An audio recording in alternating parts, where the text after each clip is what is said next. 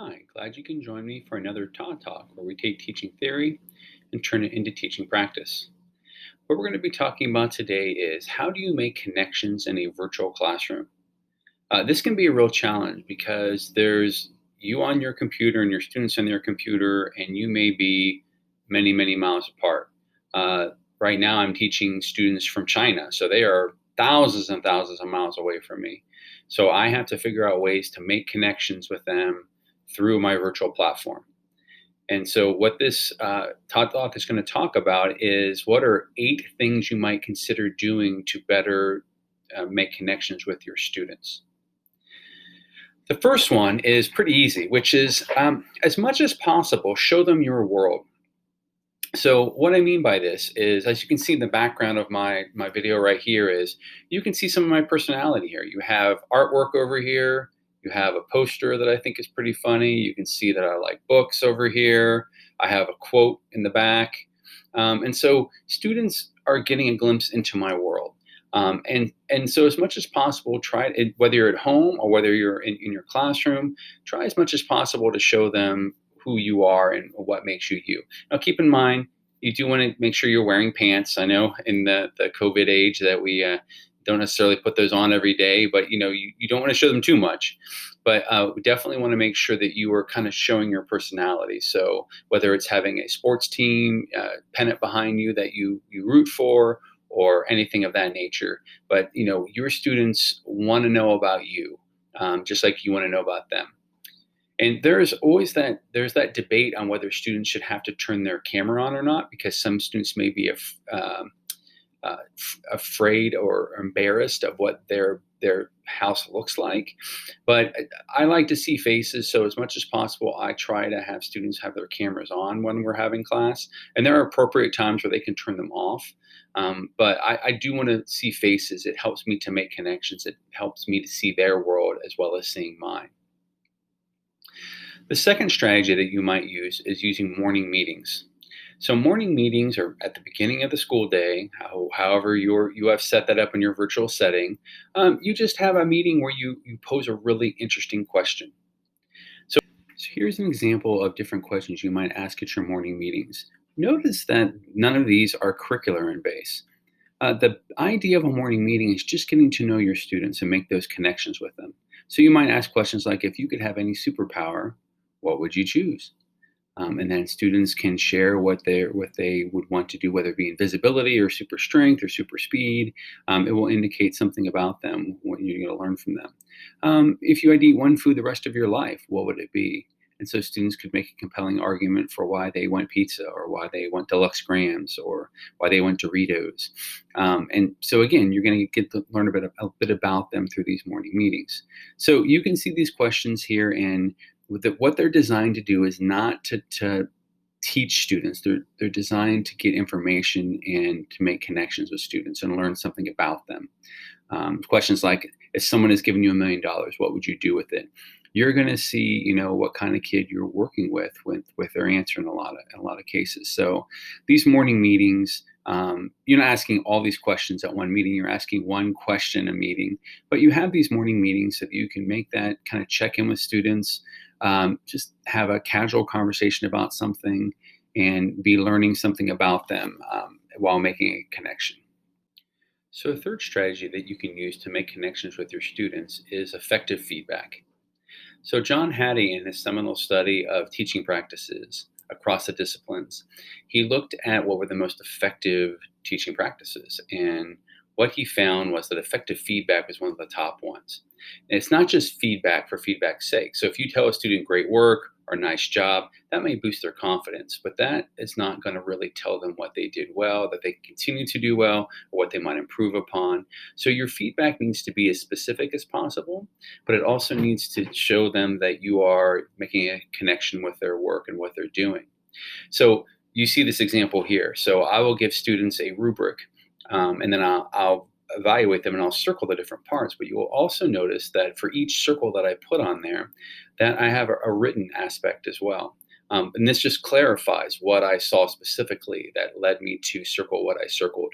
And so this specific feedback is going to give them a lot of kind of what a lot of stuff to work with so they can improve or they can continue to do things that they do well. What I try to do as much as possible, even in a virtual setting, is also talk about these rubrics. You know, having a verbal feedback session as well. So what I'll do is, if I'm using Zoom, is I will put kids in chat rooms and kind of let them do some independent work that they can do. And then I invite kids to the main meeting room. And in that main meeting room, then we'll have a conversation about what I circled and why I circled it and what they thought. And this, again, is making a connection with them. So how did they see their project as compared to how you saw their project? Or how did they see their work and the quality of that work as compared to how you saw it? This is going to allow you to make a connection as well.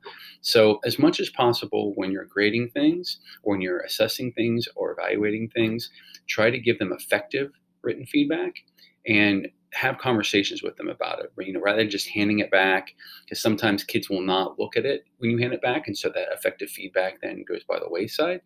And so having those conversations kind of forces students to look at that feedback and what they can do better for next time. A fourth strategy to consider is that if you are going to provide effective feedback, you need to give students a platform to be able to provide you effective feedback as well. And this feedback usually comes in the form of reflection. And this could be done as a Google Doc. So you can just have students, you could just give them a prompt and have them write in the Google Doc. And then you can have a classroom discussion about that, or not. You just leave that private. Here's a good document that has lots of really good prompts. The address for this is up here at the top. So if you want to look at this yourself, but this is one that I found that I thought did a really good job of breaking it down. So it talks about how you can have students, you can give them prompts that are just going to tap into their emotions. Like, for example, describe a time they felt the same way a story character does. So if you're reading a book, you can tap into that. Write about a time your emotions impacted your actions. So again, you're getting their feelings on this. You're not necessarily getting academic content, but you're getting, through this reflection, you're going to get a good understanding and connection of the student. It could be personal qualities that they have, like a time they showed leadership and supported a peer at school, or write about a time and achievement that made them feel proud. And then again, you're going to learn about them there. It can be related to academic goals, like what are their overall academic goals and what strategies are they going to use to get there. One thing that I like to do with reflections is ask the question at the end of a unit is, what did you learn from this? And how did you feel about your own work during this process? And then you're getting a good understanding of where they are. So here's other prompts on feelings and perspective of others, recognizing individual group similarities and differences, communication and social skills. So these are a slew of really good questions, the ethical questions, like what kinds of things do you think about when making a decision? So it's really getting into kind of deep reflection there. Decision-making skills, such as describe a time you used the decision-making process we learned in class, or contribute to the well-being of one's school and community. So this is, what are some ways that you have helped others in our virtual classroom? So these are prompts, reflections. Again, they can be written in a Google Doc. They could be filmed if a student is not a strong writer or prefer to verbalize it. They could do it in a Flipgrid video. But this gives students an outlet to let you know about how they feel. And these feelings then are going to form connections. So you're going to get a good understanding of your students and where they're at, which will allow you to better understand them. In addition to you making connections with your students and them making connections with you, you want students to have the opportunity to make connections with each other. So one thing that can be easily overlooked in a virtual setting is the idea of group work or collaboration. It can be done in a virtual setting, and it should be done in a virtual setting, as it should be done in all settings, because this allows them to work with others, to develop leadership skills and coping skills when it comes to working with others and figuring out what their strengths are and things of that nature. So you can, the fifth strategy is to have students do collaboration in a virtual setting. So what this might look like is you might have students that open up a Google Doc or a Google Slide and share it with the others, and then they can work on it simultaneously. So one person's adding things, they're talking about things, in the chat, they can, but they are able to collaborate with one another.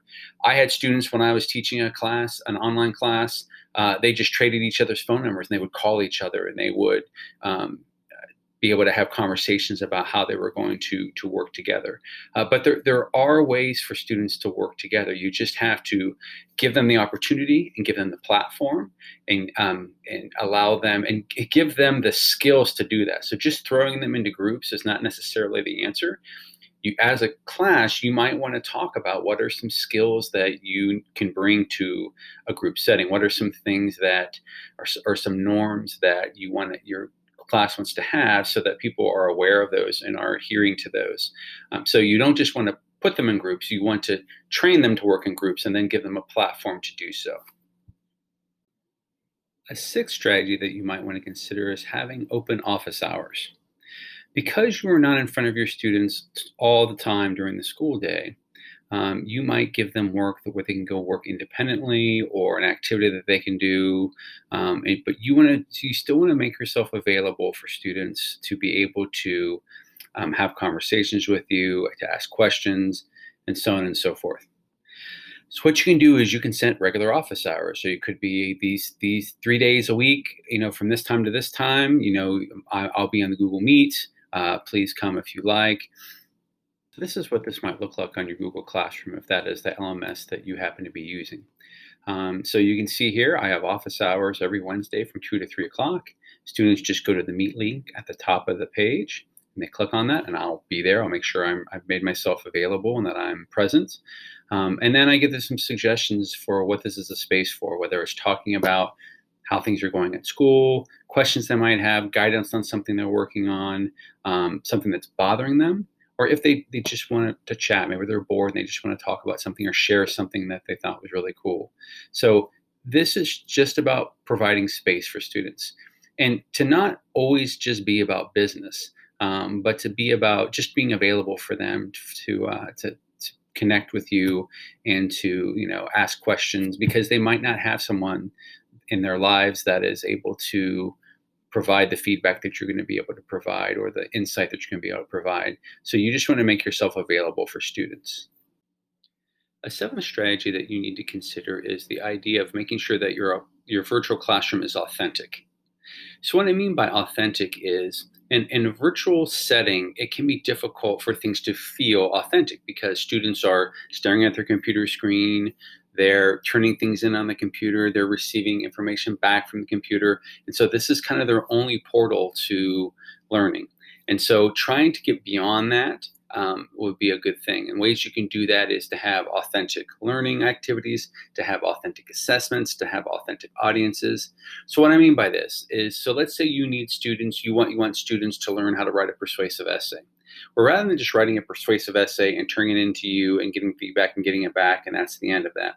What if you had them write a persuasive essay to a company that they're unhappy with the product of, or sending something out to a senator on a law they want to change? So try to make the activity authentic. Same thing that goes with assessments. When students are doing assessments, don't just have them turn it in virtually. They can give presentations, they can make websites, they can do things that actually are authentic for them, for what they're working on. And so what this does then is it shows them that the work they're doing is valuable and valued and can be used in the real world. And this is really important. When it comes to an authentic audience, when you're going to have students, maybe you're having students give a presentation, or maybe you invite audience members to come to the Zoom or to your Google Classroom or whatever, or your Google Meet or whatever it is that you're using as your LMS or your platform to have these conversations. You invite them to those, and you make sure that the students know that there's going to be an authentic audience present. So when I had students doing speeches this summer, I invited their parents on the final 2 classes to come in and actually join the Zoom and watch their student give their speech. And so this provided an authentic audience. But you could find experts, you could find all sorts of people that they don't even have to travel. They just have to get on the Zoom. So you get people from halfway across the globe, depending upon their time zone. So keep in mind that whenever you are trying to design activities and assessments and things of that nature for your virtual classroom, is try to consider how you can make it authentic. And as a result, make it meaningful for students. so that they see the importance and value of what it is that they're doing. The eighth and final strategy that I'm going to talk about today is what's called the 2 times 10 theory. And the 2 times 10 theory is fairly simple. You have those kids that you're not making connections to. Either they're not coming to offerings that you have, they don't actively participate in class, or they're often absent because it's easy to miss in a virtual setting. They turn their cameras off all the time when you ask them to have them on. And so the 2 by 10 theory is basically, it was pioneered by a Canadian principal by the name of Myron Dweck. And he felt that teachers could spend 2 minutes a day for 10 days trying to connect with challenging students. So let's say you have a student that's not showing up. Send an email to them when you start out, or give them a call, or let them know that you're thinking of them. But try to make that connection with those students, because one reason why they might not be coming is they don't feel that connection. They may have lost that connection a long time at school, long time ago. And so it's up to you to try to reestablish this connection. And the best way you can do that is just show that you care. If they see that you care about what they're doing, they're more than likely to come back and be part of that classroom and be part of that community that you're establishing in the virtual platform. So take those handful of students, hopefully, that are not participating or are not actively involved or are not connecting, and make a concerted effort to reach out to them, to reach out to their parents, to reach out to whoever is necessary in order to engage them in the learning and show them that what they have to offer is valued and that you care about what they have to offer to the classroom.